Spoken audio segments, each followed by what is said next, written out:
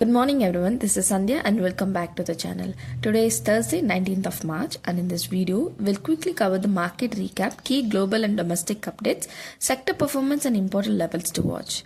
Let's start with the global update. The US Federal Reserve has kept interest rates unchanged at 3.5 to 3.75%, which was expected. But the main point is the Fed is in a tricky situation. Inflation is still at bit high and at the same time the job market is slowing down. In fact, one member even supported a rate cut which shows some difference in the views within the Fed. For now, the Fed is taking a wait and watch approach and markets are expecting maybe one rate cut in 2026. So overall, no big surprise and no urgency to cut rates yet. Now coming to the Indian markets, the Nifty 50 opened strong about 23,600 and stayed positive throughout the day. It touched the high of 23,862 and closed at 23,778. On the chart, it looks positive, but there is some resistance at a higher level. Going ahead, resistance is between 23,830 and 24,000 level. If Nifty breaks this, it would see a level around 24,500.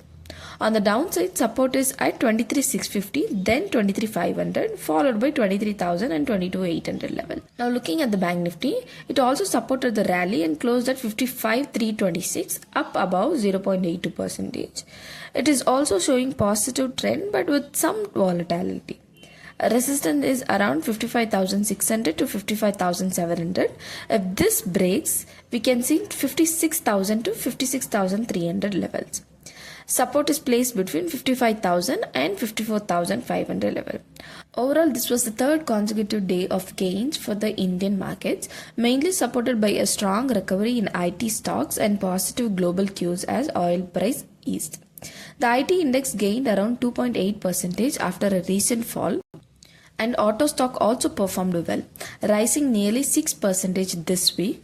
Among key stocks, Reliance Industry and Larsen & Toubro also saw decent buying interest. So overall, the sentiment remains positive with support coming from both global factors and sectoral recovery.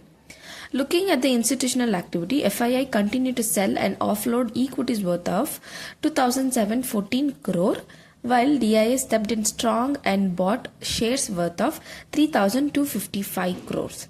This trend has been consistent for so far this year, with FII selling and DII supporting the market.